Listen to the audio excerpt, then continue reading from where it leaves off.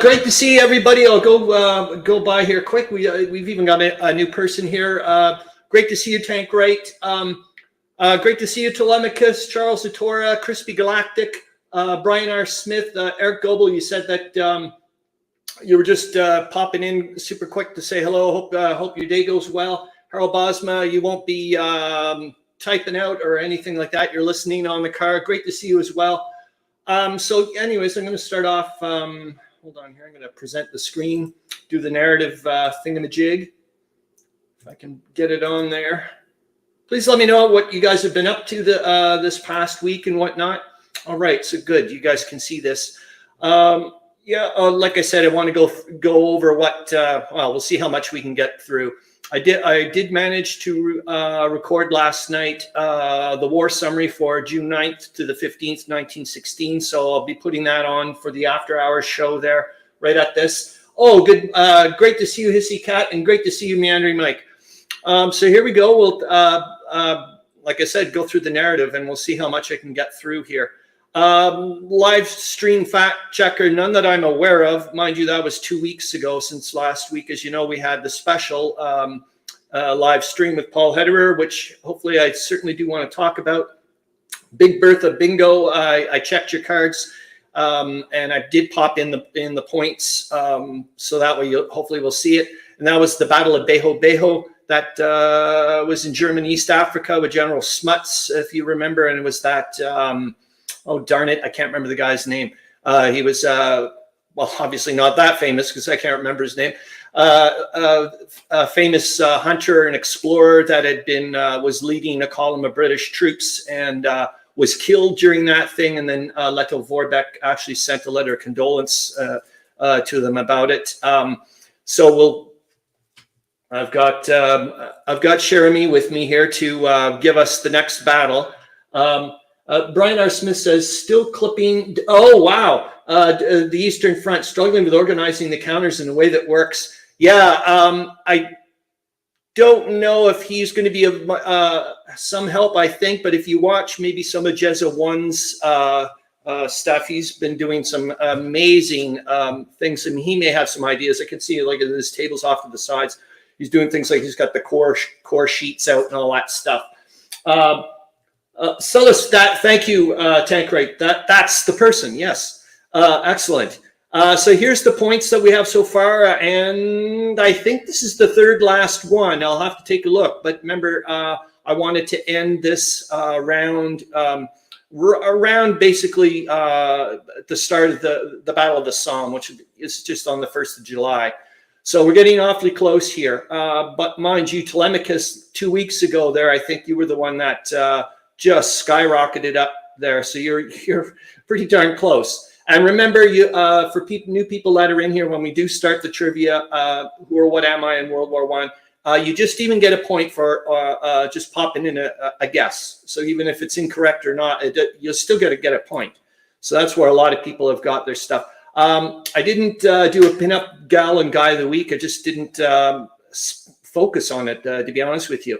Originally, I think I had Balkan Wars 2 listed here for Balance of Powers for the BGG game of the week that I wanted to take a look at. I was like, wait a minute. I just picked up Balance of Powers off of the Grog Shed. And I was like, well, why not focus on games that we're playing or we have, that type of stuff. And I know fair amount of people do have this game. I think William Arends has it. He's not here yet, but hopefully he will show up. And this is just to remind me that if we do go to go to Board Game Geek and take a look at the Balance of Powers game, I wanted to make sure that there's 2 posts for sure. One is the designer John Gorgowski mentioned a big long write up on it. That was excellent. There's darn it. There's also I should have popped it in there as well. There's somebody that does a monster review in German on BGG, and I just translated it to English, and it is fantastic. The guy's got this huge write-up on the lead-up to the war. It was like a history lesson and a half. It was fantastic. Also, that Chrispy. Oh, good morning. Great to see you, Zoe Dufour. Hopefully, you're doing well. Also, I wanted to give a shout out to Chris Yates, another YouTuber that has done a significant number of videos on balance of powers. And I think some of his house rules got incorporated into the living rules as well. So that was kind of neat. I just try. Anyways, even if William Arends doesn't show up this week and submits, I took a look. I haven't seen anything for this week for the ATA, the Arends translation attrition. William Arends did provide me with some material a few weeks ago that I did not post yet. So, and it's about the Bosnian crisis, I do believe. So I would like to look that up as well. All right, so here we go for what I would hopefully want to start talking about. I've got a sweet, I'm sorry, I'm so happy this happened. I'm really, I am. The interview, I would like to talk to you guys about the interview with Paul Hederer and see what you guys thought. I will say this, that afterwards, Paul Hederer and I talked, and he's more than willing to want to come back on the show. And it's not just going to be about just this game. He said, if you want to talk about other stuff, it just doesn't have to be about my game. And I was like, you're darn right. If you don't think that Paul Hederer and I can fill up a day or a weekend of chatting about the Great War, come on. That person's got so much. Well, you saw it last week. The guy's an encyclopedia about the Romanian conflict specifically. So you can just imagine what else he knows about the Great War. And remember, in August, Romania is going to declare war. And they're going to enter the Great War. And so I'm like, what better timing to have somebody like him? I mean, hopefully we can have him, often pop up on the show, even if it's just little recorded segments, whatever. All I know is the opportunity is there, and I'm super duper happy. The World War I Historical Association article of the month. I've got a link for it, thank goodness, because it did show where the source is. I wanted to pop that on for you guys. It's about Malta in World War I. Thought maybe you guys would want to take a look at that. I did a quick video of the Verdun map for 1916 Steel Inferno, the Fellowship of Games. Is that from you guys? Someone like Meandering Mike will know it right off the bat. It's just because, you're going to see in the video when we watch it, we're going to be talking about Verdun until, well into February. I mean, well into autumn, and it's been happening since February. So I was like, I want to and we can see these names popping up every 5 seconds in the war summary and, on the week that was. And I'm just like, I want to get more. It doesn't mean the video is a great video or we're going to get any more, whatever, but hopefully a little bit more insight. Also, the fact that I'm not sure if I'm getting a bit nitpicky, but it sometimes it does kind of drive me a bit nuts when, we call it the Battle of Verdun. And I'm like, the thing's lasting for 10 months, and there's a bazillion mini battles within there, like the battle for the fight for over Hill 304. So sometimes I'm like, should these actually be called battles, or am I just going off into like Charles S. Roberts Awards, or trying to always categorize every bloody game, into some ridiculous thing. What if, I'm just going to say this, I think a bunch of you guys know this anyways, that every week I watch The Week of the Great War by Indy Nidell. Please, for the love of God, if you could just watch this one this week 99. It's only about 9 minutes. It is fantastic. And it's yet again, it starts to connect, leads up with a lot of my other stuff that, yes, Tank, right. Something like that. I was thinking a bit more, I don't know. Like I said, it's not me that does these things, but sometimes I'm like, it kind of like, for like, if you are fighting for battle for Hill 304 or whatever, shouldn't that be called the little battle? Anyways, whatever. I've also been reading up on the Battle of Lake Narok. That was the build-up, and the reason why, for a few reasons. One, we had mentioned it a few times. I mentioned it also with Meandering Mike way back when about, gee, wouldn't I wonder why no one's ever gamed that battle or whatever. And then Meandering Mike was like, well, maybe, the battle isn't all that exciting to game or something, you know what I mean? And so on and so forth. So I was like, yeah, maybe you're right. Anyways, I've been reading up on the Brusilov offensive, Death of an Army there in the Carpathians, there, that book. And they talk about the Battle of Lake Narok as being one of the reasons why there was a lot of hesitancy in the way in many ways, I think it's General Ebert or something that was hesitant. Still early days for me. And how the way the Brusilov offensive unfolded. I was like, okay, so I'm backtracking. I went to the Battle of Narok, and I'm like, I can't find anything on the Battle of Narok. I was like, this is nuts. And then I reminded myself, it's like, wait a minute, you've got the trilogy of the Prit Butar books over there. If Prit Butar doesn't have a segment on the Battle of Narok, there's something wrong here, of Lake Narok. And sure enough, he's got a whole chapter on it, which is fantastic. I'm almost finished reading that bit. And we'll take a look at one of the maps for it as well. But then yet again, it's a lot of, you start hearing the same things about what the pivotal moments of World War I in that episode for the Great War with Indy Nidell, about personality clashes. And we've heard about this before, personality clashes between leaders and how it can dramatically change the outcome of events. And sure enough, there it is. Taps at the Tower of the National World War I Museum and Memorial is back on if you guys are anywhere near there. The World War I obliteration of an entire army by Dark Docs, that's about the Brusilov offensive. If we do, all of this is actually in the sources and links, which is great. I don't have to, I'm not revealing this, who or what am I in World War I right now, as far as I know. Also, I watched, it's really good. It's amazing to actually see these real people, like they are actually at the Battle of the Somme. It's like, holy smokes. And just, they're in like a reenactment museum or something. So they're sitting down in a fake trench, and it's kind of neat. So anyways, that's on there. No Man's Land, an alien fan film that was mentioned to me by Gamers with Coffee, another fellow YouTuber and one of us. I haven't watched the whole thing, but holy smokes, is it good. And anybody that knows me, my absolute all-time favorite film is Alien. And to stick these two things together, the Great War and Alien, was like, oh my gosh, thanks a lot. So there it is, the Battle of Lake Narok. I also scanned one of the Joffre letters, just due to the fact from the Prit Butar book, just due to the fact that it had a lot of this. He's talking directly to the Russian general, and about, hey, can you help us out here? And I just remember we've been talking about this before. I just love this bit. Also, the map that I said, and then also an interactive map of Lake Narok, just from the Bing thing or whatever, so that way we can see like where it is actually. La Machine à Finir la Guerre by Roland. I'm not going to say his last name, but I saw this poster and I went, "Whoa, what is this?" It looked really neat. So hopefully we'll take a look at that. And he was writing and I found out this newspaper, whatever, is still around. Le Canard Enchaîné, I guess, is still around, and it seems to be, I guess, likes looking for scandals kind of a newspaper thing.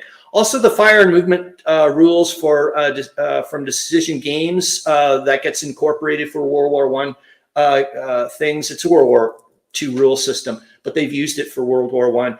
And I'm about to play Suez 1916 or whatever, the Ottoman strikes or whatever, the folio game with Rob.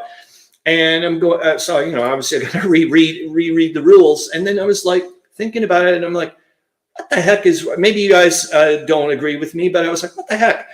They've got it in the list of rules. The first thing you do is move and then bombardment. And I was like, that doesn't sound like World War I to me. Shouldn't you be doing the bombardment first and then move? So I was like, maybe there's a glaring error in incorporating those types of rules into it. The week that was, hopefully we'll get to it. And that's that. So let's zippity dip. I'm going to stop the screen for now because what are we going to do? Oh, yeah, we're going to, hold on here. We're going to go first to grabbing Cher Ami, I think, is a good idea. Give me a Cher Ami. So what's the battle today? Well, I know what the battle is, but you guys don't. Okay, it's the Battle of Krithia, and it's number 27, 1915. There you go. And we'll take a quickie look about the Battle of Krithia, which I had no idea. Like I said before, I've been trying to pick battles for the bingo, the big BERTHA bingo, that you know, I don't know too much about or anything about, and that's pretty easy, to be honest with you. So there we go. Hopefully you guys can see that. I'll get rid of me for a bit. So there's the Battle of Krithia. I don't know a heck of a lot about it. Oh, it doesn't have a much here. It just says that it was several battles fought near the village of Krithia. And then we'll take a look here. And there it is. I don't want to get into, but that's it. Like I said, I popped it on there. I don't know if this big BERTHA bingo battle things is going to be an effective thing to do or not, but I'm going to keep on plugging away and see what happens. Okay, so we got that done, and now we're going to go to the history. Now we'll go to who or what am I in World War I. That makes sense. And I'll give you your first clue. And remember, like I said, and I'll hopefully this time I'm not didn't get too obscure or too weird. Like hopefully I did a half decent one here. So there's your first one. I'll also put it in the comments. I probably came on the scene around 1915 or 1916. Who or what am I? Hold on, and I've got to go to grab it in the thingamajig. All right, and I'll put that in the comments. So you guys start guessing away here, and we'll see what's... Tolemykus says sulfur. Interesting. But you are incorrect. But you're getting the point. That's for sure. And I'll pop you in there. Where are you? There you are. Okay. And I'll grab the next clue. Jeez, I can't believe, man. 16 minutes is already... My God, I can babble. And there's your second clue, which I'm going to put in the comments, and I'll pop that in the banners. And I started to show up in many places like Finland, France, Germany, India, and the USA. Who am I? Who or what am I? Meandering Mike says Wrigley's gum. Interesting, but you are incorrect. And I'm not even going to start chuckling with your stuff half the times, Meandering Mike, because I don't know if you're being whatever or not. Tankwright says gas. It's your first time on here, and oh, nice one, Chrispy Galactic, but you are incorrect. You are also incorrect, Tankwright, but good one for that. Charles Latora, fighter planes, excellent, but you are incorrect. Hold on here, people. Chrispy Galactic gets a point for daylight savings, and it came into effect full on this week. I do believe. Tolemykus. Holy smokes! Am I going to end up having to send you the? Well, first off, you are correct, Tolemykus. You got it. You did it. It's the influenza flu of 1918, 1919. The H1N1 virus, and we'll talk about it quickly. Andrew Mike, you get a point for RC Cola. And wow, Tolemykus, well done, man. I'm 1, 2, 3, 4. Yeah, I think you just may have popped up because you you did it so quickly, man. Here I couldn't pop in at 4,000 little whatevers. Okay, so I'm going to put in yes, Chrispy Galactic and Brian R. Smith are both like stunned. So here I'll pop in the other ones here. So I will tell you that yes, they did started to notice that potentially. Here I'm going to show you a picture that I found of. Hold on, I got to get it popped up here. Did I? Okay, where are you then? Oh, you're over here. Are you there? Did I? Yep, there you are. Yeah, it's not a very good picture, but you know what a virus looks like, but tough. Hold on. I'll do it anyways. Edit, crop the selection, file, save. All right. There. Now I can go and present it. There you go. There you go. All right. So there's your, oops, sorry, doing it there. Is that it? That's better. All right. So yeah, it looked like they were starting to notice that there was instances of the flu back in 1915, 1916, and it started to appear in all over the place, as you can see. They do believe that it eventually, and here's the another one. In fact, it seems I really got going in North America before I made it big everywhere else. And it does seem like it, the lethal mutation seems to have occurred in North America, primarily the USA, and then spread from there. And of course, as you can imagine, having the Great War with a ton of people packed in together and shipping them around is just a recipe for disaster. I did not make one appearance. I did a three-peat. There was 3 waves of the flu, from what I know, from what I've read about. And although many died directly due to the war, I killed 4 to 5 times more. My goodness, that's just amazing. And as you probably know, I was wrongly thought to have originated in Spain. And they think one of the reasons, I'm going to get, I'll hide that bit. And yes, good job, Tolemykus, and Chrispy Galactic loves the picture of the virus. Yeah, they think that one of the reasons why it accidentally got associated with, stop the screen, accidentally got associated with Spain was the fact that Spain was a neutral country and didn't, at that time, didn't have any censorship or whatever of their news and whatnot. So they were able to, just pop out stuff. All right, so we did that. That was a quick one. Holy Moses. Well done. I wasn't sure. Like, I was like, Jesus, this is going to be, well, it happened. It went quick. Okay, so what else did I, well, there's a ton of things I want to show you guys or talk about, but I want to make sure that I get to it all. Let's see. Yes, let's go and watch the Quickie Verdun video that I did, and hopefully that'll start. We'll start clicking along with some stuff here. Okay, hold on here. I'm gonna. Or did I put it in the links? I think I did. Hold on here. Guess I could have just added it into the whatever. Okay. Or maybe I just go straight to my. Did I put it in there? Yes, I think I did. Hold on. So I'm going to go to my YouTube thingamabobamajig. It should be in my stuff, I do believe. My videos. Bingo. Okay. Hold on here. Okay.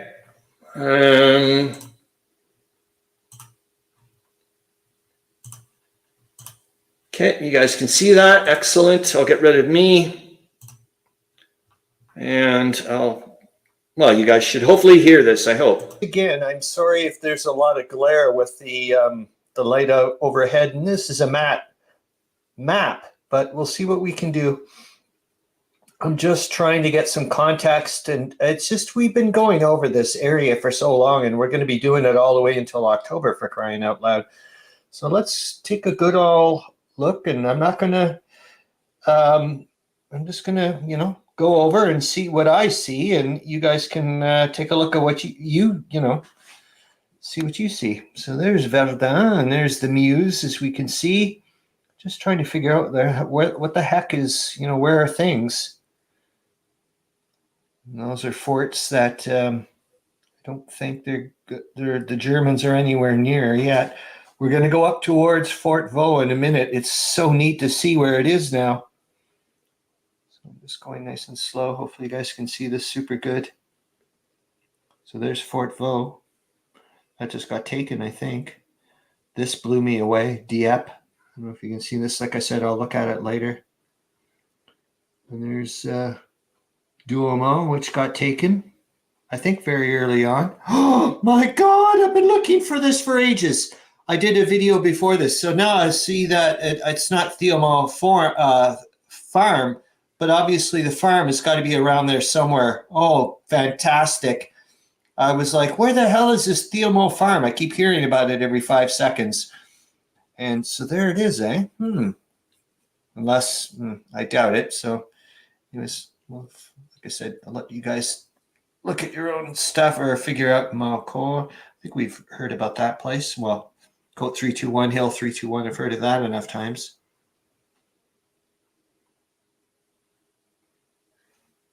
We'll see what we can do. I'm sorry about the shadows and what. Oh, there's Bosma. I'm just trying to go nice and slow. Yeah, I tried. It's a pretty muted map, which is wonderful, except it's not great if I want to do a lot of photos and whatnot. It just didn't come out very well. So I'm trying to do the best I can here. We'll just see if we can glean any. Oh, there's Comier or Comier, right near Le Mans home, Dead Man's Hill. About to get to it in a minute. Yeah, I've got to really start taking. It's pathetic. I'm Canadian. We have two official languages, French and English, and it's like, good God, Chris, you're and I, you know, like, come on, man, get with it, get with it.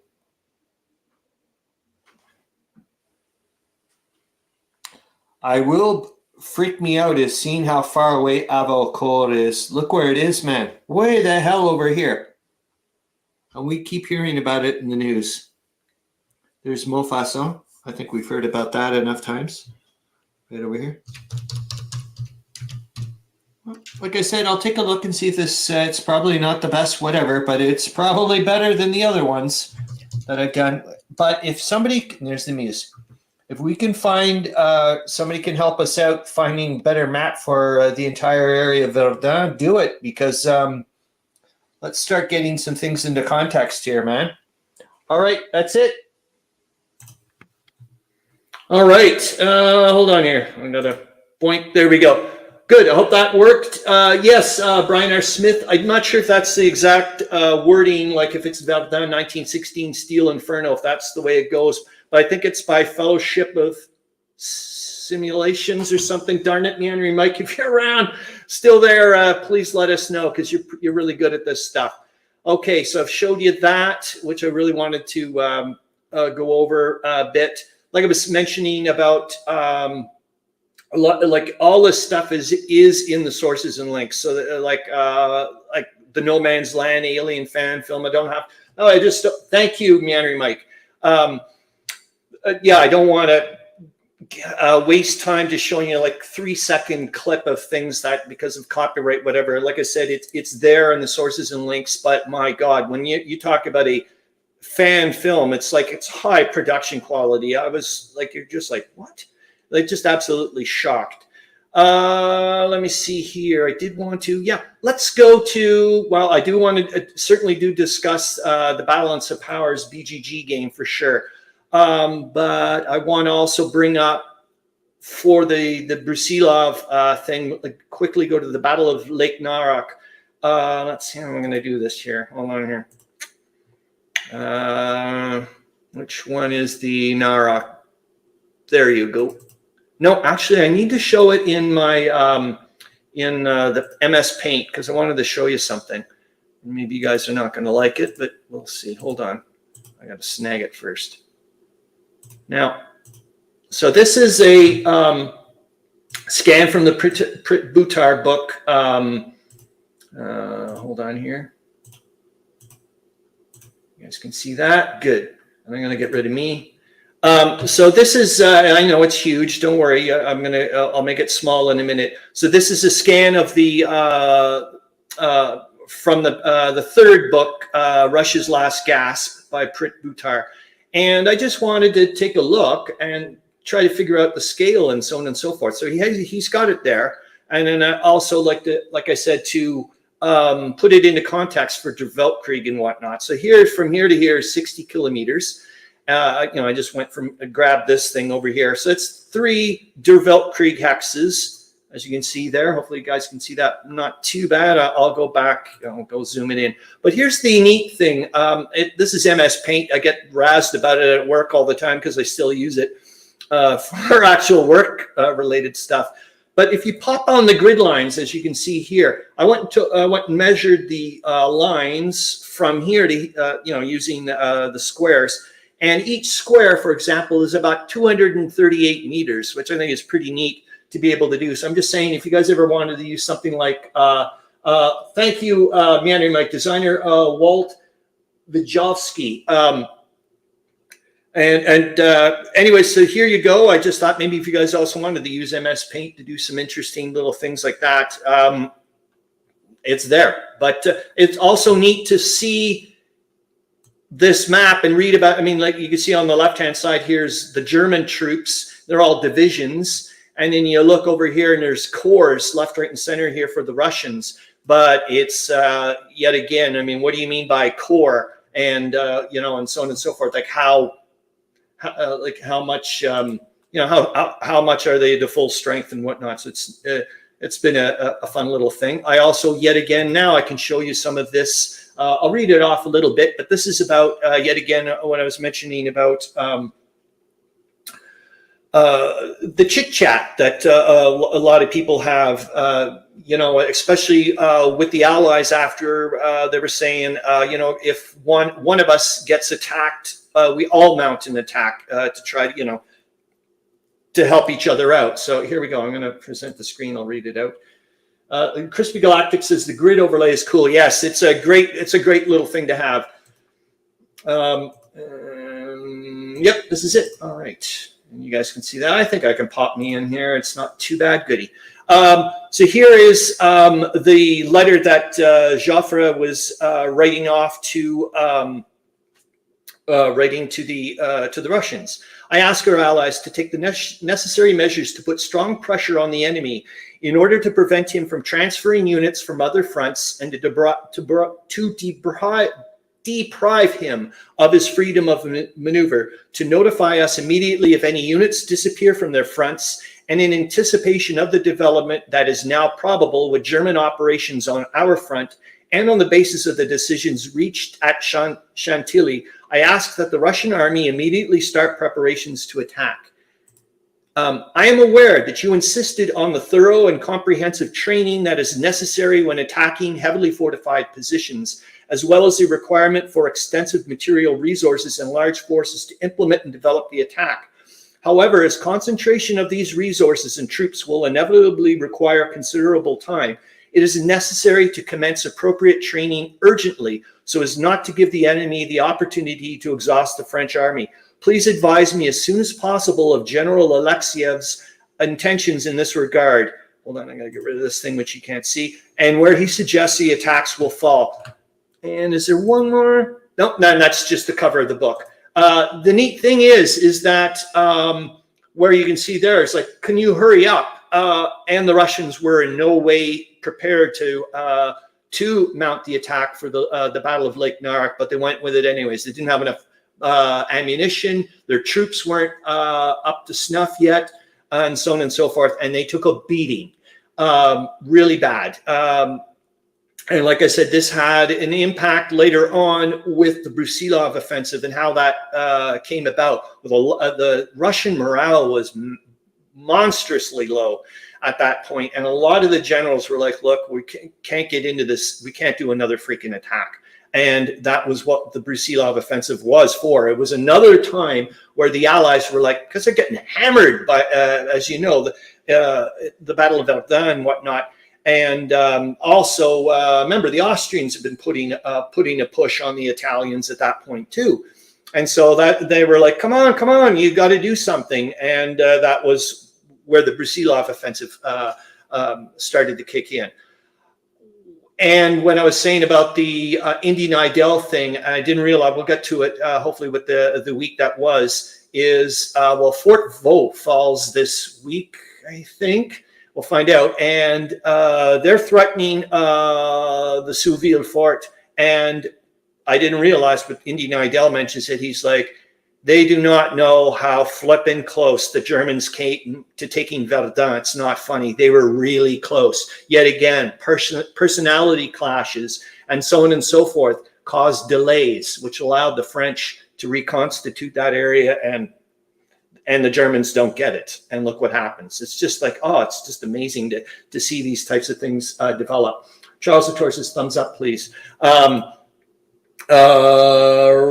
Let me see what else. Oh yeah, let's go to the BGG thing. That makes sense.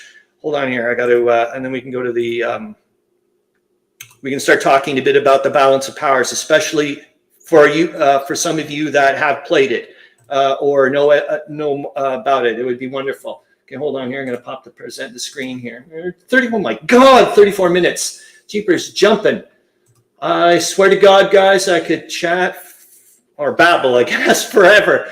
It's about this stuff. So I'm going to get rid of me again, so that way you guys can see this a bit more. And please let me know if it's too small or what have you. This is a monster of a game. It's really interesting that what I find, like, look at the, I know people don't say to always take a look at the complexity level. It's pretty high up there. Not a lot of counters. Let's go to the images. I think you guys have seen. It is all these three maps are huge. I tried to put it on my table upstairs. I had to get some extensions and so on and so forth. It's like, that ain't going to happen.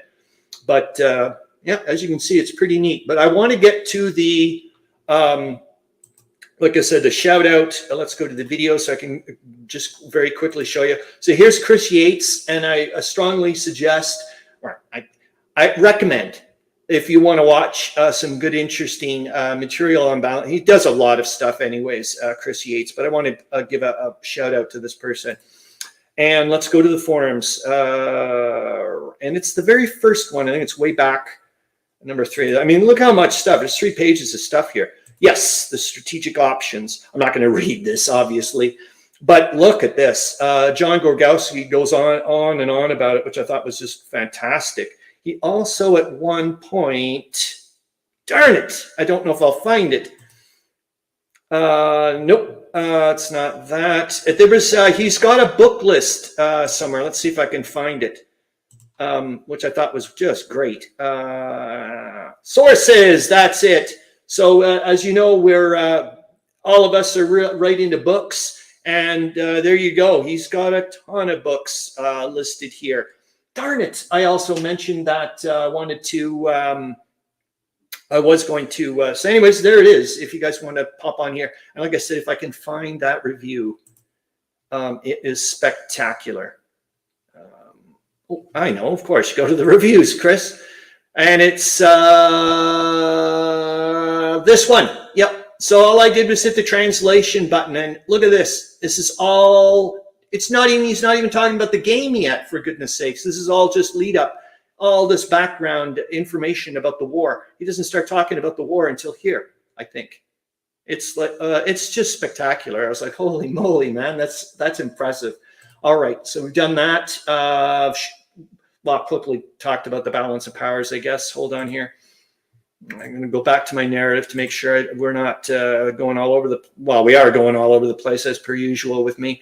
What did I, oh yeah. So I don't know if you guys noticed, oh my gosh, I'm so grateful. I'm so thankful. I now have 2 objects that were actually produced during the Great War. It just freaks me right out. One is the postcard that I got from about the Battle of Tannenberg that was done in October of 1914. It's just amazing. Charles Latora says, once my table is cleared after North Africa 41, both Ottoman Sunset and Habsburg Eclipse will go to the table. Awesome, Charles Latora. And as Corvinus Wargaming mentioned that you had said that you can combine those 2 games together. Wow, that would be really neat to see.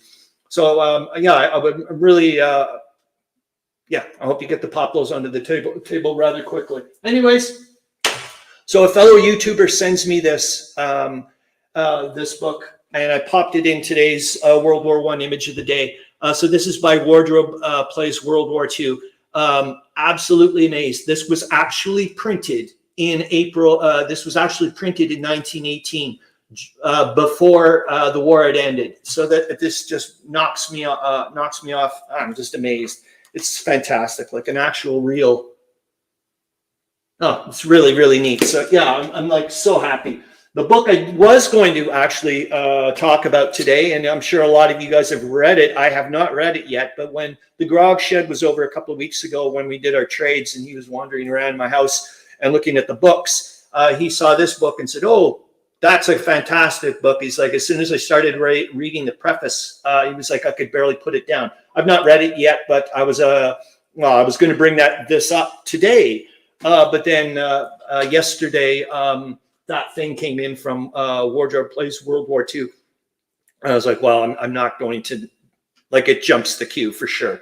All right, we're doing 20 minutes. I got to see what, as per usual, like I said, it's just the way my mind works. Sorry, I have to go to the.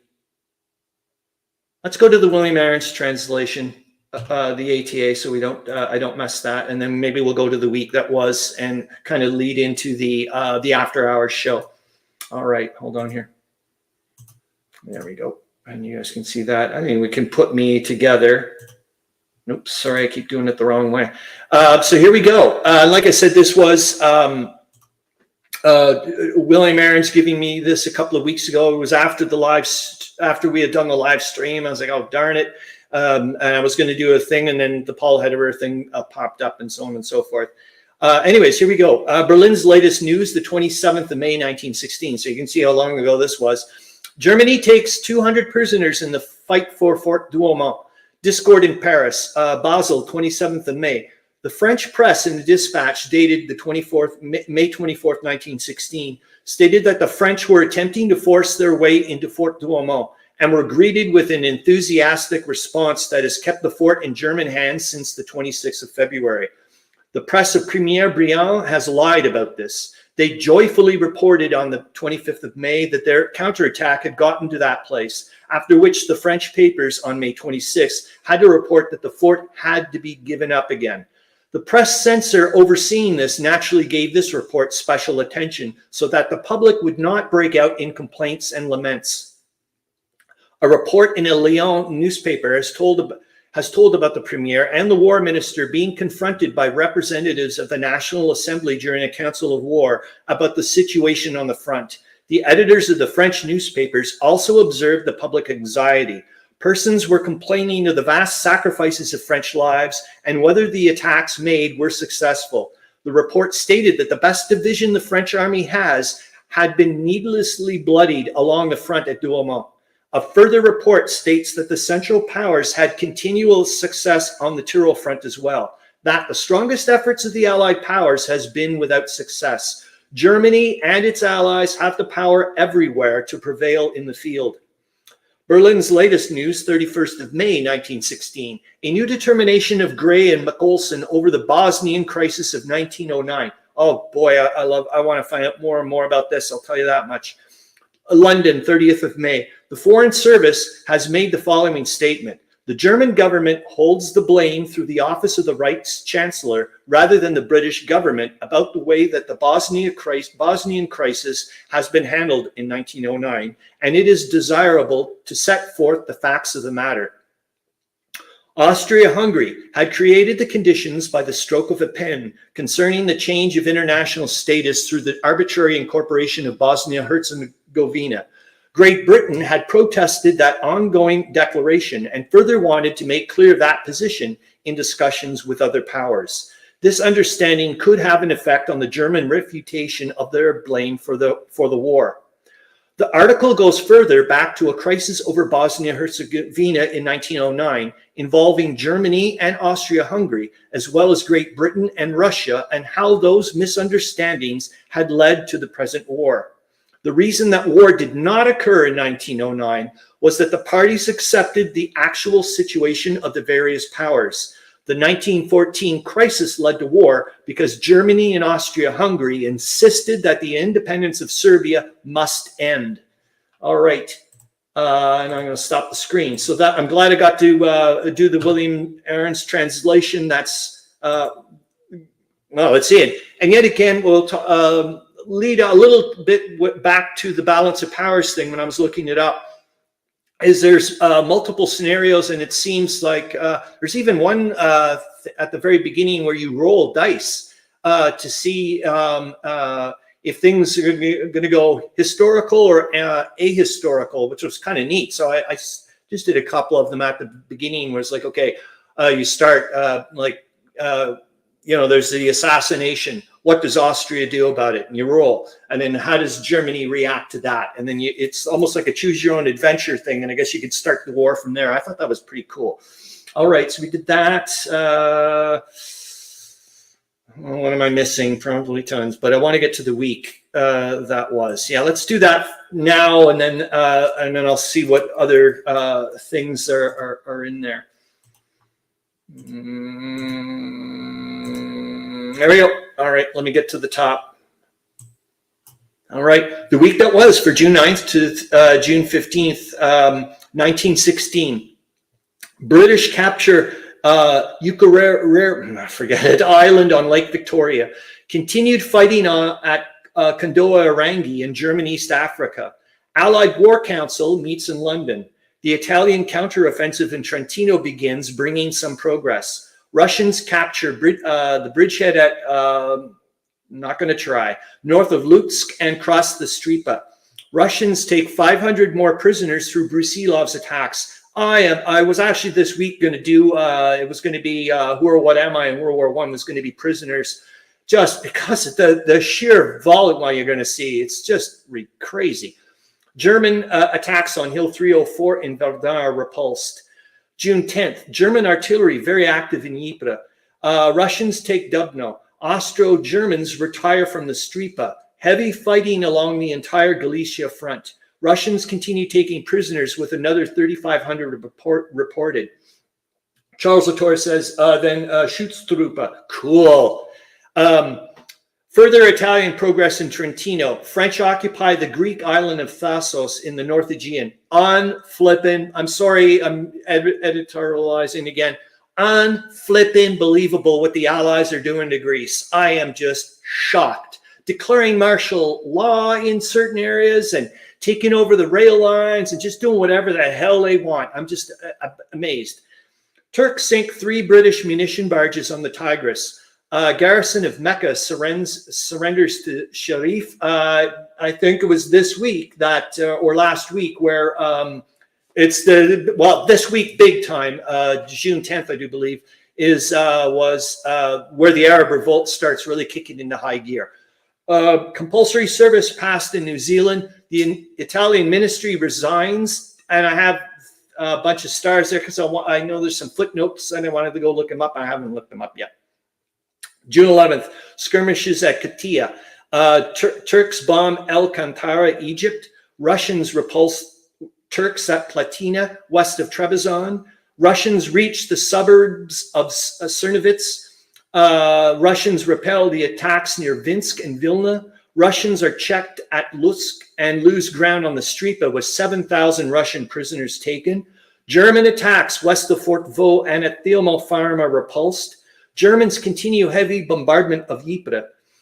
June 12th, Germans heavily bombard French positions north of Thielmo Farm and after initial setbacks penetrate French line east of Hill 321. Austrians retreat south of Lutsk.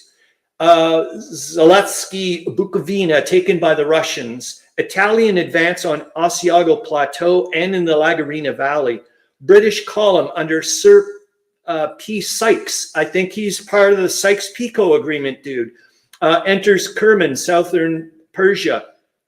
Russians take Turkish camp near Diyarbakir, and I think it's that. I think there's I should have an A in there. Repulse attack at right in between the K and the somewhere around there. Anyways, British take Wilmenstall, German East Africa.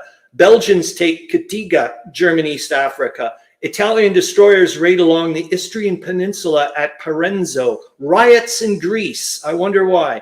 Admiral Jellicoe gives message to the fleet. June 13th, British take Alt Langenberg. Remember, they're also doing the Allies just put in a bloody blockade now, a naval blockade around Greece too, saying no supplies are going up there because we don't want you guys sending stuff to the Germans and whatnot. It's like, oh my goodness. Russians repulsed at Baranovichi, but take Torchin and reach the Stockhold near Lutsk. Russians gain ground near Cernovitz with 6,000 prisoners taken. Canadians retake the positions lost at Ypres on June 2nd. June 14th, Germans take, gosh, there was a lot of stuff this week. Germans take 700 prisoners near Thielmo Farm, fighting at Lokachi and Kolki near Lutsk, with 31,000 Austro-German prisoners taken. There's only 200,000 prisoners were taken in since the beginning of the Brusilov offensive. It's just nuts. Italians take trenches at Monfalcone in the northern Adriatic. Russians regain lost ground near Shorok, southwest of Trebizond. Russians attack German convoy in the Baltic, seeking an auxiliary cruiser, two torpedo boats, and some steamers. The Allied Economic Conference opens in Paris with Monsieur Clemenceau presiding. June 15th, and there you are, Chrispy Galactic. June 15th, Daylight Savings Act comes into effect. British secure bridge at Korongi, west of Tanga, and occupy an island in Lake Victoria. British cavalry raid an Arab tribe in Mesopotamia. Heavy fighting in Sarapol, Persia. Artillery activity at Salonika. Austrians are repulsed on the Asiago Plateau, which is followed up by a successful Italian counterattack. Russians advance northwest of Czernowitz with heavy fighting reported in the center. French take a trench at Mortholm and repulse heavy counterattacks at the Calat Wood. And that's that for that. Okay, not bad. Got 10 more minutes, which means I can go and see what else stuff to take a look at. Did I show you? No, we didn't see the interactive thingamajig. So let me see if I can find, hopefully, oh yeah, I wanted to also show you the poster for La Machine à finir la guerre. At least I can do that. Hold on here. Where are you? But I got to pop you up. I just thought I was going to use it as a an image of the day thing. And I went, whoa, are you ever neat looking? And if anybody can, I'm sure it's got to be in the public domain somewhere. If anybody can find me this book, I know I did locate the ISSN number, so I should be able to get it from there. But I certainly would like to read this. Holy moly. Come on, man. Wait till you see this picture. I was like, whoa, is it ever neat? I'll make it a bit bigger. Or actually, no, I think I can do it this way. If I do it fit to the width. Look at that thing. Isn't that cool?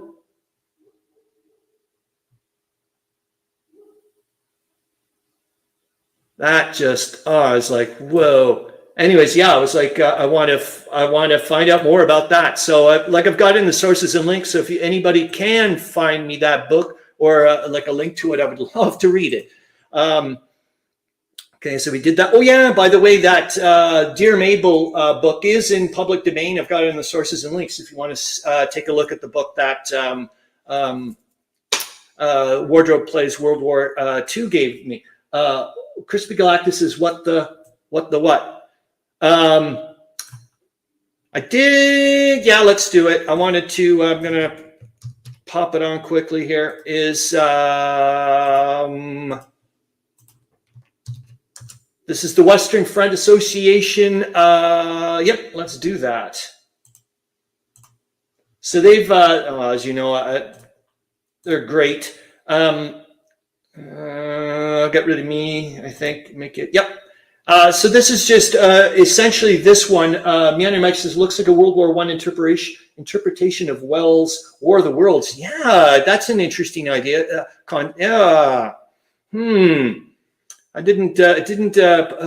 didn't pop into my head. Good one, Meandering Mike.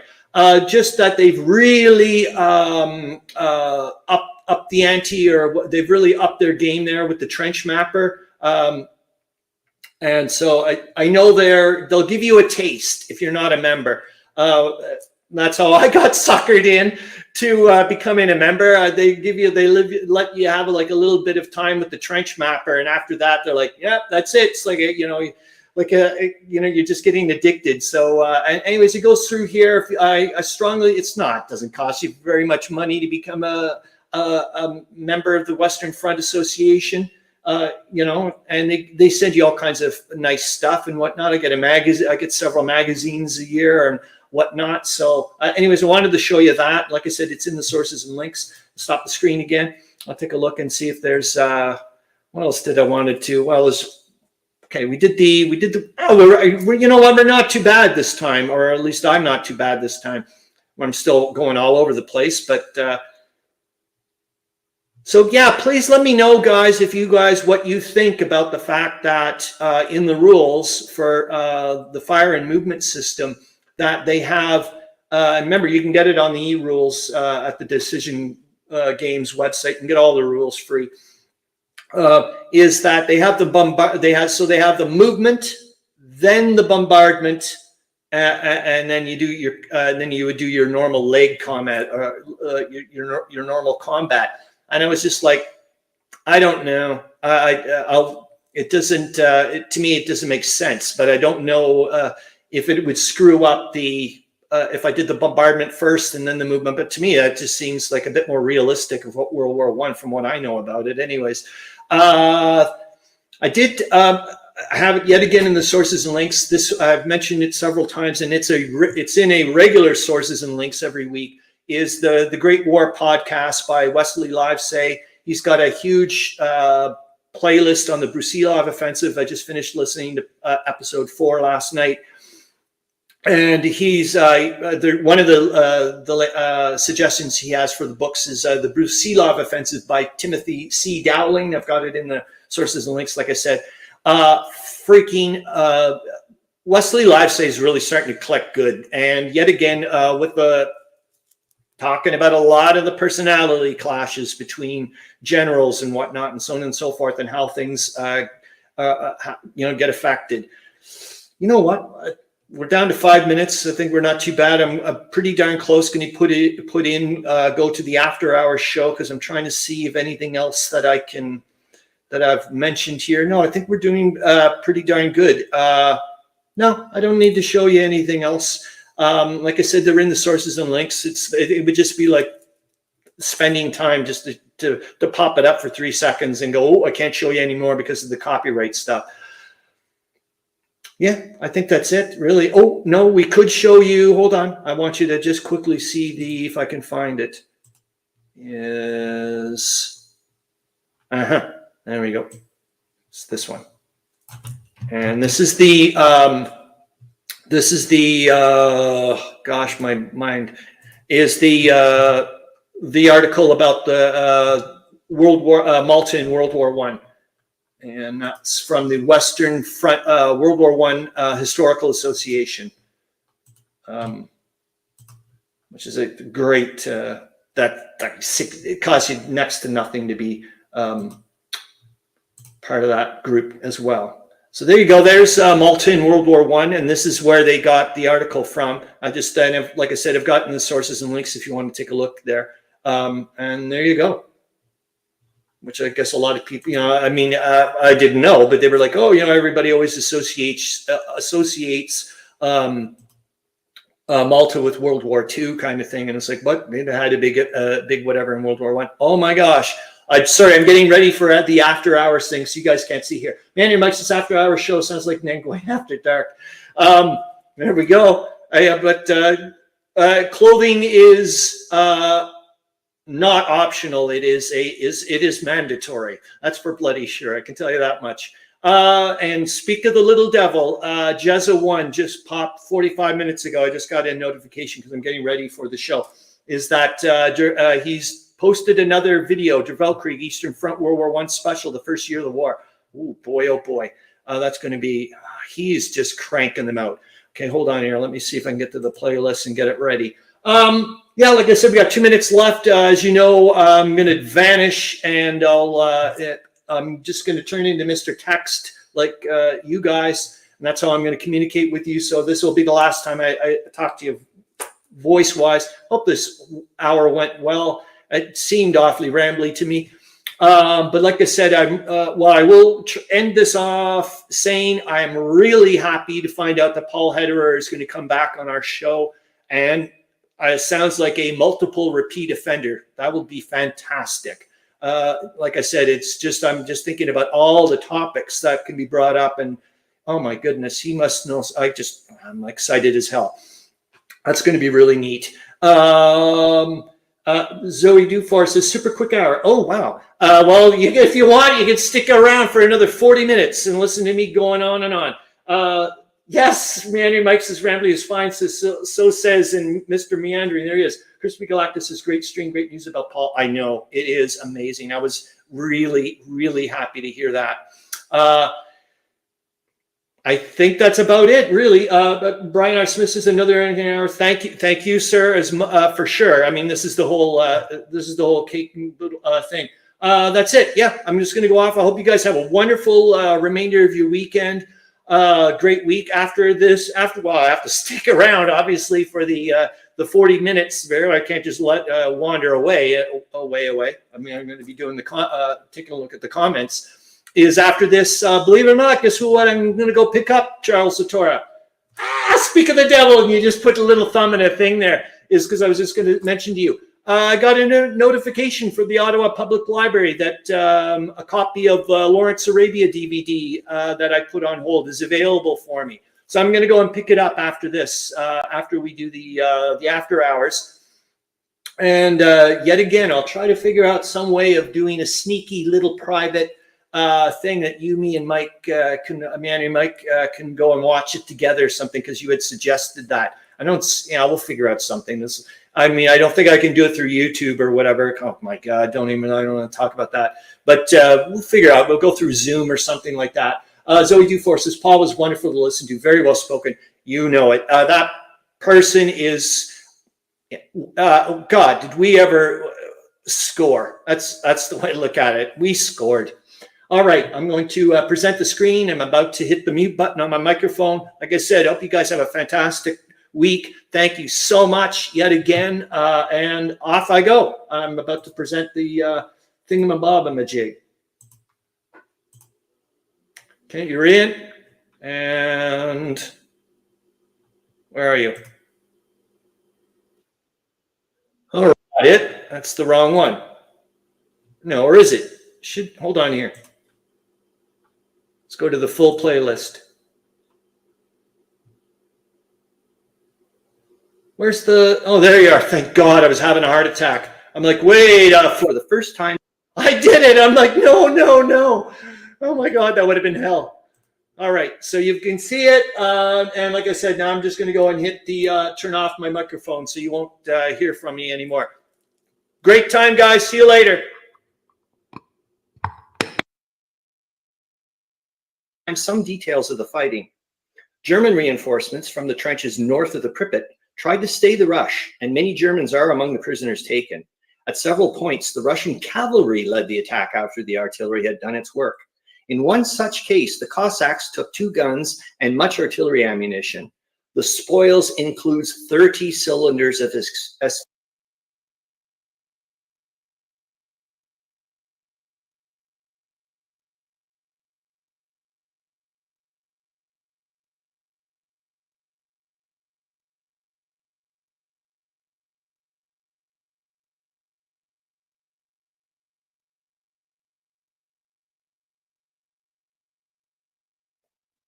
All right, it's the war summary for June 9th to June 15th, 1916 for live stream number 78. Here we go. As a result of the fighting in Volhynia and Galicia, an important victory has been crowned by the smashing of the enemy's front to a great depth. In these words, the War Office at Petrograd tells of Brusilov's fine win. He has recaptured Lutsk, which has been in the hands of the Austrians since August of last year, swept the enemy westward before him to the Styr and the Ivka, and crossing these rivers has continued his offensive. In Galicia also, on the lower Stripa, the Austrians are retreating in disorder. The prisoners now number 958 officers and 51,000 men, and the spoil of war is very great. The Austrian official report says, "We have reached our new positions on the Styr and have repulsed Russian attacks along the Stripa. On the lower Stripa, the strong Russian offensive continues." The endeavor of Austria to make headway against the Russian wave of invasion in Galicia and to maintain the offensive against Italy cannot be long continued. It is almost certain that in a few days, German troops from the already thinly held battlefront north of the Pripyat marshes will be moved south to Volhynia in the hope of preventing the Russians from taking Kovel. The capture of Kovel would be followed by an advance into southern Poland, and that would be a serious thing for the Germans holding the Pripyat marshes. They could easily be cut off by the occupation of 1 or 2 trunk railway lines. A dispatch to the London Daily Telegraph and the Globe says that the Russian artillery preparation, which cleared the path for the infantry, surpassed in intensity all previous fire of their gunners and forced the wholesale surrender of the Austrians. All 5 of the Austrian armies are on the eve of a general retreat, and Lemberg is in great strategic danger. The breach in the Austrian front is 100 miles wide. The troops involved in the disaster to Austrian arms constitute the left wing of von Linsingen's army group. An Italian parliamentarian who has just returned from the Trentino says the Austrian plans there have been defeated. The enemy hoped by a drive across Phoenicia to take the Italian army of the Isonzo in the rear. That is no longer possible. The Austrians still have the superiority in great guns, but the Italian troops have recovered from the initial shock, and their resistance grows stronger daily. The Austrian official bulletin says ground has been gained on the Asiago plain along the entire front, and 12,000 Italians have been taken prisoner since June 1st. The Rome official statement issued last night notes Italian advances in the Ortier Alps northwest of Trent. The presence of strong Italian forces there would be a serious thing for the Austrians were they to be defeated in their drive down the Adagi and hurled back up in the Adagi and Bretna valleys. Rome says Austrian attacks south of the Asiago have been defeated with enormous losses. Mr. Lloyd George sent a message to the French people. It was printed in Le Journal yesterday, and in it the Minister of Munitions, after referring to Verdun as the greatest battle of all time, says the Allies will profit by the lesson learned at Verdun that heavy guns, using the most violent explosives, will play the preponderant role in future battles. The Allies will profit because the lesson of Verdun comes at the very moment when the manufacture of munitions is increasing in a prodigious manner. That is good news for Canadians as well as for the readers of the Journal.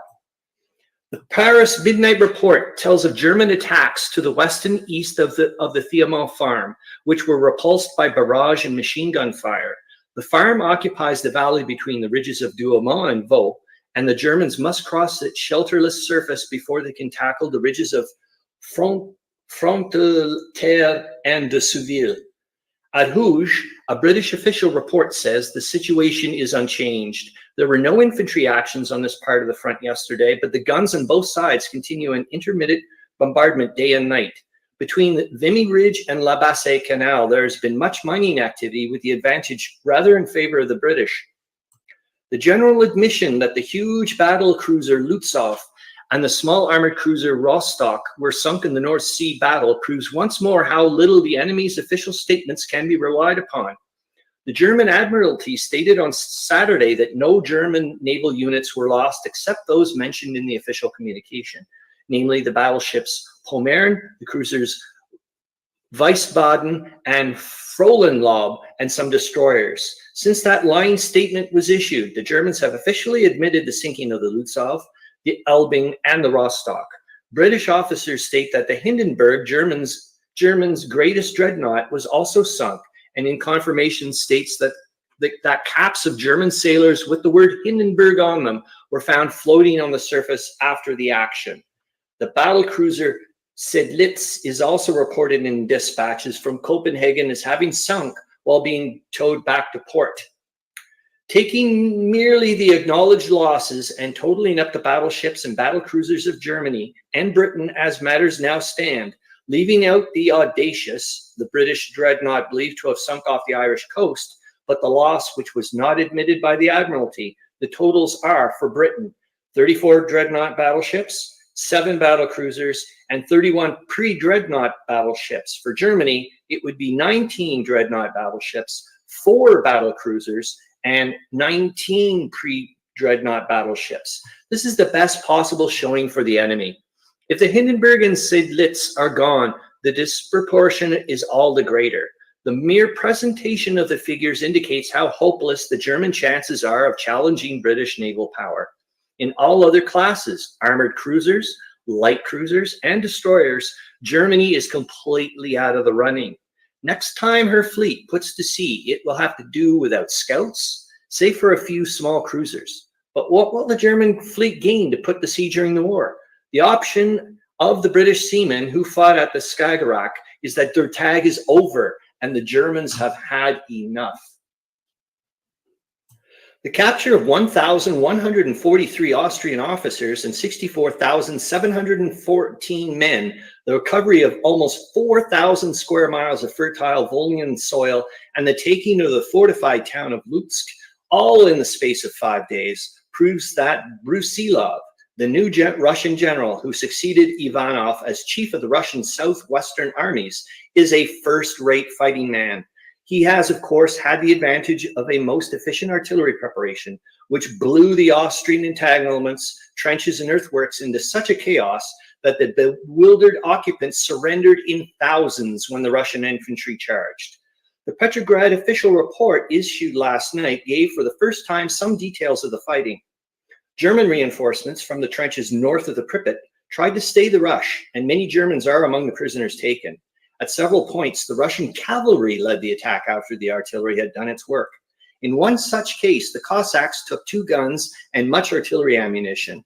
The spoils includes 30 cylinders of asphyxiating gas. The report speaks highly of the gallantry of the young Russian soldiers who are having their first experience of war. A division of young troops, by an impetuous attack, captured a bridgehead on the Styr and took 2,500 German and Austrian troops and rich booty.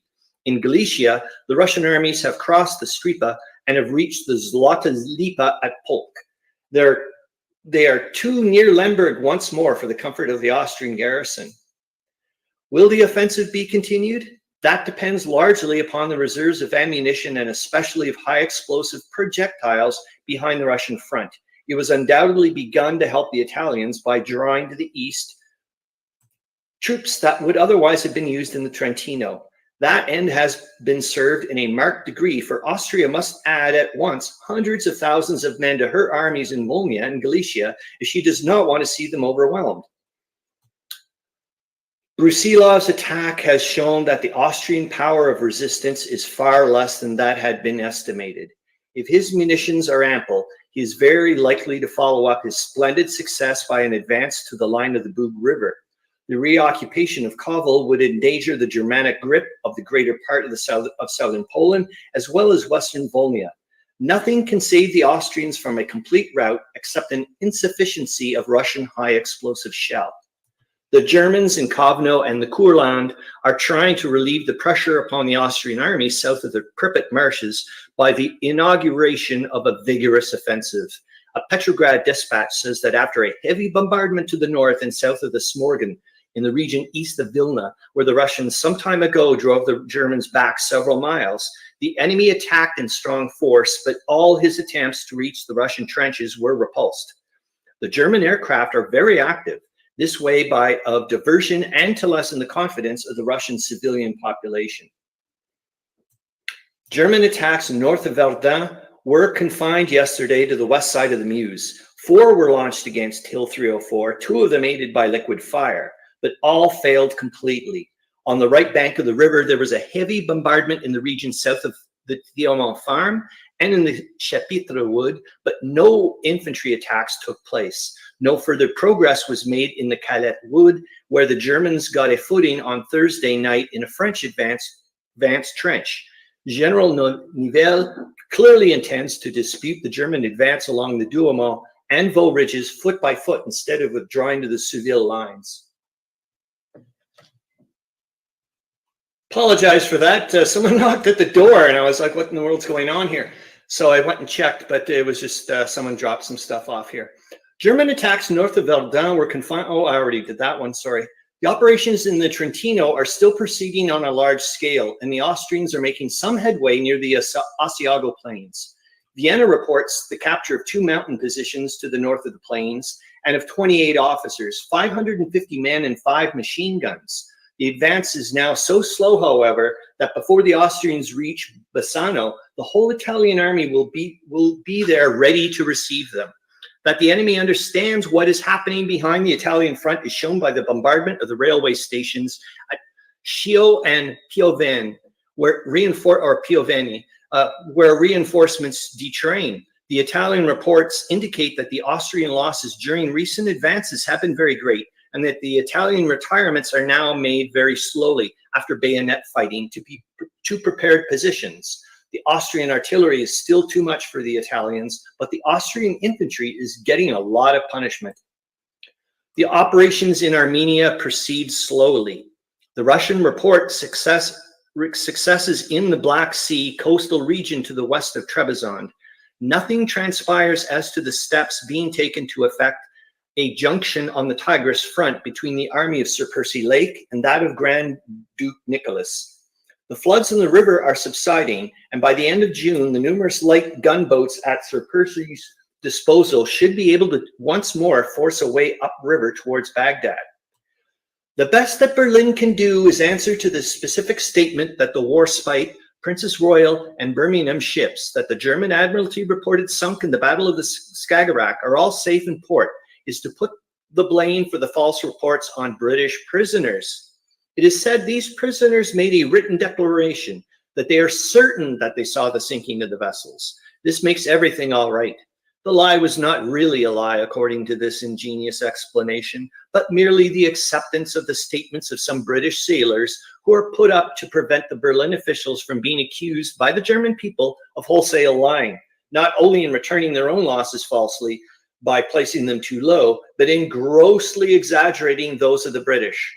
A delayed wireless to the Associated Press by way of Saville gives authoritative and specific information that the German battleship Westfalen was not lost in the battle as alleged, but returned safely to her home port. We have undergone a big operation, and with God's help, we will conduct it to a successful conclusion, said General Brusilov the other day to a representative of the Slavo. How great the operation is upon which the Russian armies of Volhynia and Galicia are engaged becomes more evident hourly. The Tsar's troops are advancing not only on that part of the front between the Pripyat marshes and the Pruth, but also in the northern Bukovina, where Vienna admits the withdrawal of the Austrian forces after heavy fighting before a greatly superior enemy. From the point near Kolki on the north, where Brusilov's drive began, to the river Sereth on the south is a distance of over 250 miles as the crow flies. And all along this great front, the Russians are advancing with irresistible impetuosity. Their numbers must be enormous, and the Austrian official reports bear testimony to the amazing proficiency of their artillery. The results are upon a scale so great that one wonders if Lord Kitchener, when he met his death off the Orkneys, was upon his way to the inauguration of the great offensive of which the military writers in Britain have spoken so confidently of late as likely to come from the east rather than upon the western front. The idea of a partial offensive designed to lessen Austrian pressure on the Italian front can no longer be entertained. Brusilov is destroying the Austrian army, not merely threatening it. The official Petrograd statement issued last night announces that the Russian offensive all along the front in Volhynia, Galicia, and Bukovina has obtained fresh successes, that the enemy's armies continue to suffer enormous losses, that the fierce attacks of the Russian troops are drawing into their hands thousands upon thousands of prisoners, the exact estimation of which is not yet possible. On Friday and Saturday, the impetus of the advance seems to have increased rather than diminished, and the Sunday report states that during the Saturday fighting, we took as prisoners 1 general, 409 officers, 35,100 soldiers. The captures included also 30 guns, 13 machine guns, and 5 bomb throwers. In all, during the week that has elapsed since the inauguration, and I think this is the first time it's used, the inauguration of Brusilov's offensive, 1,650 officers, more than 106,000 soldiers, 124 guns, 180 machine guns, and 58 bomb throwers have been taken. The loss to the Austrians in killed and wounded must have been at least equal to the number of prisoners. It was estimated when the offensive began that the Austrians had somewhat over 600,000 men on the front, south of the Pripyat marshes. In that event, the Russians have put out of action during a single week's fighting 1/3 of Austria's total effective force on the eastern front. Details of the extent and variety of the war material captured by the Russians seem to indicate the intention of the enemy greatly to improve his defenses along this front. Enormous cubes of concrete, stores of barbed wire, numerous searchlights, and similar material indicate that the Austrians were preparing to settle down for the summer on the front held by them and to resist with the utmost vigor the effort of the Slavs to break through. That their enormously strong trenches and works should be swept out of existence over a great stretch of battlefront in a single week of fighting indicates the possibility of a rapid conclusion of the war on the Western Front, were it possible for the Allies to break the crust of the Germanic position. Trench warfare, judging from the reports both of Petrograd and Vienna, has come to an end for the time being all along the front. At only one point have the Austrians been able to make headway against the Russian drive. Vienna reports that east of Kolki on Saturday, the Austrian forces drove the Russians back across the Styr, capturing 8 officers, 1,500 men, and 3 machine guns. Northwest of Tarnopol in Galicia, the claim is made that they recaptured an important height. On the Western Front, mining activity has in a large measure taken the place of infantry actions. To the north of Verdun, there was no infantry attacks upon the French positions on the right bank of the Meuse. 2 German assaults on Hill 304 and on another east of that hill were completely checked. The afternoon French official report tells of the explosion of a French countermine and of 2 German mines, which together produced a single crater 80 meters in diameter. The edge of this crater was occupied on 3 sides by the French. Probably this constitutes a record. The terrific force of the explosives required to produce a hole on the Earth's surface 260 feet across can better be imagined than described. The British report issued at midnight on Saturday stated that in the neighborhood of Ypres, heavy artillery actions have been in progress. The British trenches north of the Ypres-Comines railway were heavily shelled for 2 hours on Saturday afternoon. As this portion of the front is understood to still be held by the Canadians, serious losses may have resulted there and west of Hooge, where also the enemy's artillery was active throughout Saturday. There has been much mining activity in the Loos sector, the balance of advantage, it is believed, being in favor of the British. The raid of the Gloucester Regiment into the German trenches south of Neuchâtel is reported to have inflicted considerable loss upon the enemy. The Royal Engineers, who accompanied the raiders, damaged the German trenches considerably. Sunday's midnight French official report states that on the portion of the front held by the French, the day was calm, save for heavy artillery fire in the region west of Fort Vaux and in the sector Tahour in the Champagne. The German report speaks of an action of patrols in Alsace in which a few soldiers were taken prisoners. The incessant infantry fighting of the last 2 weeks around Verdun seems to have come to an end for the time. Italian statements become more optimistic. The War Office in Rome announces that during the past few days, the Italians have taken 566 prisoners. They are now counterattacking on the front between the Adagi and the Bretna rivers. The attack centers on the heights south of Portina and on the Astico and on the Asiago Plateau. There on Saturday, to the southeast of Asiago, the Austrians attacked in massed formation in a force estimated to be 12,000 bayonets. The Italians counterattacked and repulsed the enemy with very heavy losses. It would appear from other details of the fighting on Saturday and Sunday that the Austrian advance is now opposed by Italian forces sufficiently strong to prevent any further progress in the invasion of Venetia. In German East Africa, the British columns make steady and most substantial progress. General Smuts reports that he has bridged the Pangani River and is now advancing southward.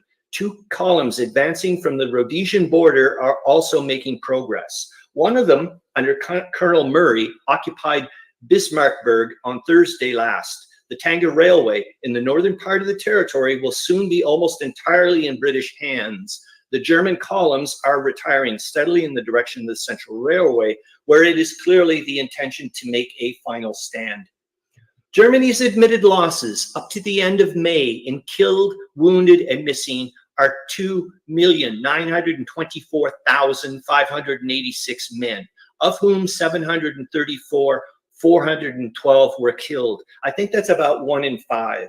In this total, the German losses in naval engagements and in the fighting in German colonies are not included.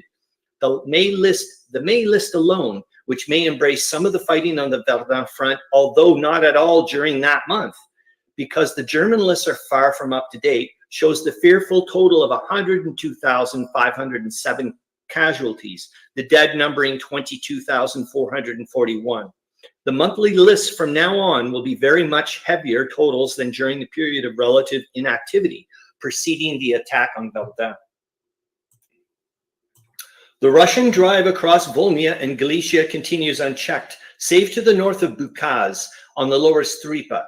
There, a Petrograd official report says the Austrians, assisted by German forces, brought to the region, desperately opposed the advance and forced the Tsar's troops to give ground a little. South of the Dniester, the Russians are officially reported to be fighting in the suburbs of Czernowitz, the capital of Bukovina, where heavy explosions have been observed, which seem to indicate preparations for evacuation. Unofficial dispatches sent out from Bucharest state that the Austrians have evacuated Czernowitz and moved to a line 4 miles west of the city. In Volhynia, the Russian advance continues, especially to the south of Lutsk, where it is stated that the enemy beat a hasty retreat and we are pressing closely on his heels. The total number of Austrian and German prisoners is now placed at 1,700 officers and 113,000 men. These numbers will undoubtedly be increased when the columns now pursuing the fleeing Austrians report. Hold on, I gotta take a pause and drink something. In the endeavor to create a diversion on the northern end of the Eastern Front, the Germans on Sunday launched attacks along the Dwina and in the lake region south of Minsk. Near Riga, the Russians not only checked the Teuton rush, but made a fresh advance. On the front near Jakobstad and in the Lake District, the Russian fire proved too much for the attacking columns. Only in the region to the southeast of Vilna, where the Germans employed considerable forces, did they make any headway. There they penetrated a wood west of Kolchiny, but were compelled by the Russian artillery fire and a hand grenade attack to evacuate most of their gains. On the whole, the Russian positions in the north seem to be held with unshakable firmness. Admiral Jellicoe, in a message to the officers and men of the Grand Fleet, thanks them for most worthily upholding in the North Sea battle the glorious traditions handed down to us by generations of gallant seamen. The Admiral adds that although it is very difficult to obtain accurate information of the enemy's losses, he has no doubt they will be found to be certainly not less than those of the British Navy.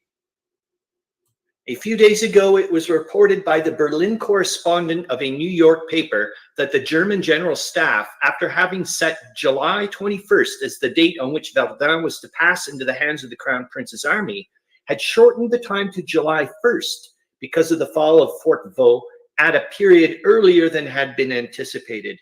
That sort of talk does not go well with the reports from the scene of action. The Germans are still far from their goal, and their losses are fearfully great. The French Midnight Report says that yesterday the enemy, after powerful artillery preparations,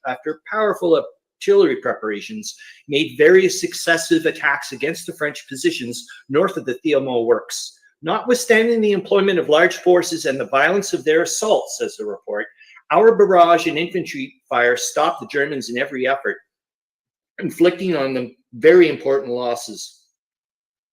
The artillery duel extended to the region west and south of Fort Vaux, as well as to the Souville and the Tavannes sectors. The Germans are endeavoring to bring their heavy artillery up to new positions, from whence they can hammer the French second line positions, of which Fort Souville is the key. From now onward, we are likely to hear much of this fort. It occupies the summit of a hill on the same general ridge on which Fort Vaux was built. The 2 miles of territory between Vaux and Souville consists for the most part of bare sloping ground, with a pronounced dip down from the hill of Vaux and a gradual rise again to the hill on which Souville stands. There's some woodland, but it must have been rendered utterly useless for purposes of shelter by the continual cannonading. To take Souville, the Germans must advance in the open, up a slope for over a mile. The intervening space is honeycombed with French fieldworks, trenches, and dugouts. In the face of the progress made during the past 3.5 months, the idea that the Germans can even take Souville by July 1st appears to be an absurdity. The Italian counterattack in the Trentino gathers weight. In the Pasubio, Posina Astico, and Monte Signo sectors, substantial progress has been made. At no point on the front, according to official reports from Rome, have the Austrians been able to go forward. Cadorna's confidence that the enemy would never reach the plains of Venetia is justified by recent developments. The Canadians recaptured 1,500 yards of trenches southwest of Zilibiki, which were taken by the Germans June 2nd and 3rd. The British official statement describes the Canadian victory as a gallant and successful assault. In spite of a severe shelling by the enemy's guns, the Canadians held the position. 1. The assault was made at 1:30 in the morning, the objective being the old British line extending from the southern portion of Sanctuary Wood to a point about 1,000 yards north of Hill 60. Heavy losses were inflicted on the enemy, and 3 officers and 123 men were captured by the Canadians. For several hours after gaining the position, the Canadians were heavily bombarded, but the British artillery in the rear took up the challenge and enabled the victorious Canadians to consolidate their gains. The German infantry made several attempts to counterattack, but were prevented by the British guns. Coming so soon after the heavy losses suffered by the Canadians when the position was captured on June 2nd, the recapture of the trenches will be welcome news throughout the Dominion. In the Ypres sector, south of Bois-Grenier, the Australians raided the enemy's trenches, destroyed 2 trench mortars, killed a dozen Germans, and took 6 prisoners. Australians, interesting. The Austro-German retreat along the Galician front is so rapid that only about 1,000 prisoners were added to the Russian bag yesterday, which now totals about 115,700. The Russian pursuit was so vigorous that the enemy was compelled to leave behind the enormous quantities of military supplies. Russian cavalry are pushing ahead, a sure sign of the rapidity of the Austro-German retreat. According to the Austrian report, heavy fighting is going on to the northwest of Tarnopol, which is on the Staripa, at about 80 miles southeast of Lemberg, with which Tarnopol is connected by railway. According to the same Vienna report, the Russians are nearing Kovel, where heavy fighting is taking place. The Austrians claim to have defeated an attempt of the Russians to cross the Staripa near Kolki, southeast of Kovel, and to have captured 2,000 Russian prisoners. On the Staripa front, north of Bublitz village, obstinate fighting continues. In this zone, the enemy made a desperate stand. Hastily constructed defenses helping to strengthen the previously prepared positions. In the extreme north, in the Riga region, a brigade of Russian cavalry came under the fire of the German guns. A German offensive on the front is long overdue, judging by reports that have appeared in the English newspapers. Romania is fluttered by the successful drive of the Russians, with Brusilov's pursuing armies pressing westward and threatening Lemberg. War talk is once more in the ascendant. Whether it will end in anything practical, no one can foretell. The Italian advance in the Trentino was marked yesterday by a brilliant and successful assault against the strong line held by the Austrians. The Italians carried and held against the enemy's counterattacks the whole Austrian position, from Parmesan Height to the east of Ain and the Amazzano Mountains along the whole Rio Romini. The enemy stubbornly contested every foot of the advance as the Italian troops pressed along the Lagarina Valley after a preliminary artillery attack. Along the Posina Astico front, a heavy artillery duel was succeeded by an Austrian infantry attack, the enemy penetrating Molosini only to be driven back again by the effective fire from the Italian ranks. In the Goretz region, there were artillery bombardments and minor engagements, the advantage resting with the Italians. A naval encounter took place north of Pola, according to an Austrian report. 3 Italian torpedo boats penetrating to Parazino harbor on the Istrian Peninsula. The land batteries and Austrian airplanes were in action and drove off the Italian boats. In the Verdun region, no infantry action was reported. Intermittent artillery bombardments took place all along the line.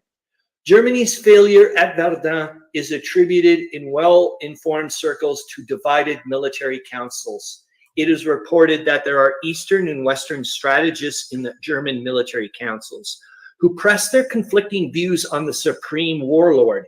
The Western strategists have got their chance at Verdun and failed to succeed. Hindenburg's theory of smashing Russia first and then concentrating against the Western allies was about to get another trial when Russia launched her forces against the Austrian line in Volhynia, taking the initiative out of Hindenburg's hands. The risks have multiplied exceedingly for Germany on the Eastern Front since last year.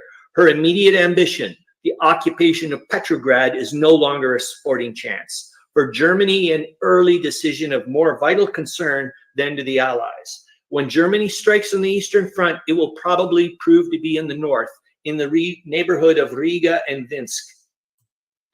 The demobilization of the Greek army is a complete climb down for King Constantine and the Greek premier.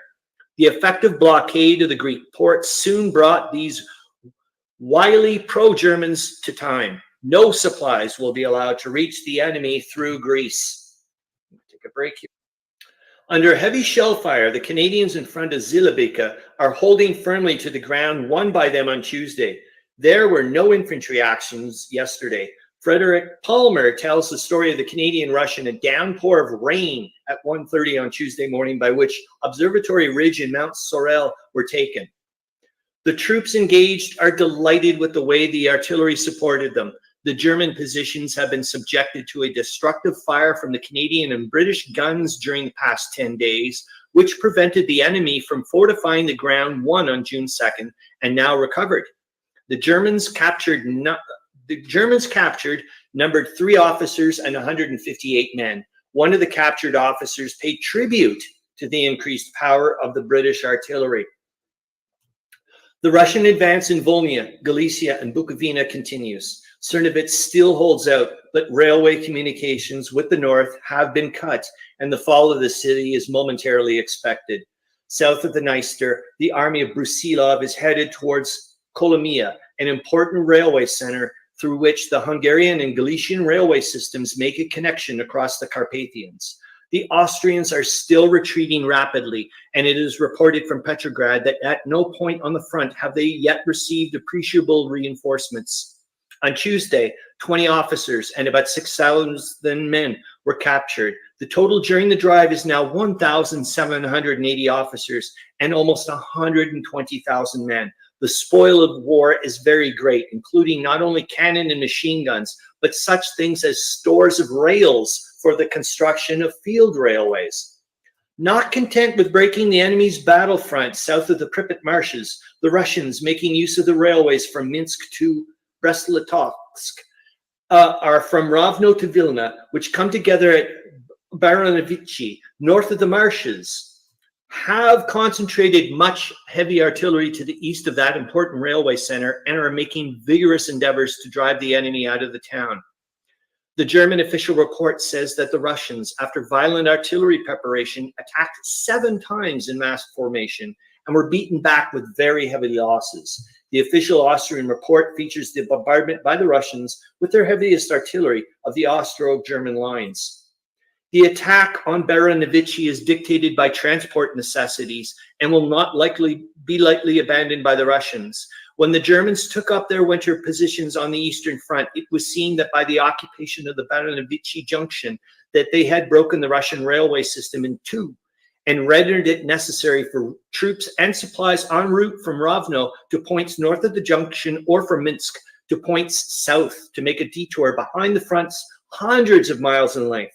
This was a serious difficulty in a country covered with marshes, and although no Russian engineers have doubtless long ago built a cutoff, although the Russian engineers have doubtless long ago built a cutoff east of the Baronovichi junction, which gives temporary connection with Minsk and Rovno, the recovery of the Baronovichi junction is one of the vital preliminary steps toward the resumption of offensive warfare by the Russians north of the Pripyat marshes. The enemy will defend his positions in this region with all his strength, and the Russians will continue their efforts to break through. A great battle may soon develop in the marshy region east of Baronovichi. Relative calm prevails not only at Verdun, but all along the French front. The terrific efforts of the German assailants at Verdun seem to have exhausted them, and the French, after sustaining attacks since February, are in no condition to force the fighting. The French War Office reports that since the opening of the Verdun campaign, 39 German divisions, the total strength of which would be about 780,000 men, and the actual fighting strength in bayonets, about 468,000, have been either completely or partially demolished. The French losses have been admittedly heavy, but have come far short of that German total. In the Italian theater, the situation is unchanged. Reports Vienna. Rome tells why. Cadorna's army has been so greatly strengthened that the Austrians are no longer able to advance. The culmination of their offensive was reached on Monday night, when after a violent artillery preparation, they attacked all along the front. They were everywhere repulsed with heavy losses. On Tuesday, the bombardment was continued, but the Austrian infantry is no longer sufficiently strong to reap advantage from the artillery preparation.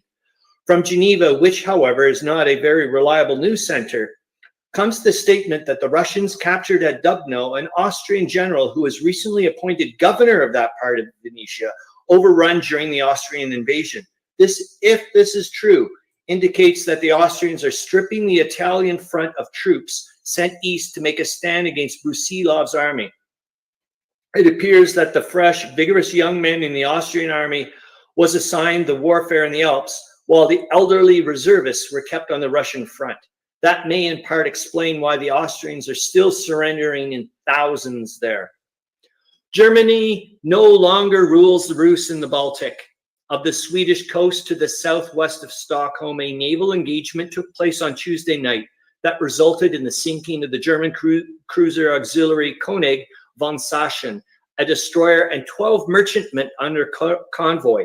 The German vessels, together with a number of armed trawlers, were attacked suddenly by Russian destroyers and submarines and suffered severely in the action that followed.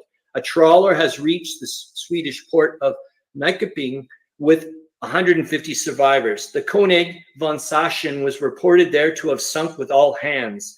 Berlin, officially announcing the action, says that the vessel destroyed was the auxiliary cruiser Herzmann, and that her commander and most of her crew were saved. She was attacked by 4 destroyers. The difference in the name given by Berlin and that contained in the Swedish report is probably due to the fact that the vessel was renamed when she became an auxiliary cruiser. It is not at all likely that 2 German auxiliary cruisers were sunk on Tuesday night off the Swedish coast. It is announced that Russia, having added materially by the completion of her building program to her strength in the Baltic, will carry on aggressive naval warfare there during the season of navigation. The statement that several British dreadnoughts have recently entered the Baltic is a fairy story not to be credited. Britain can help best there with submarines. And that's it. And I hope it went well, and I hope you have a great week. See ya.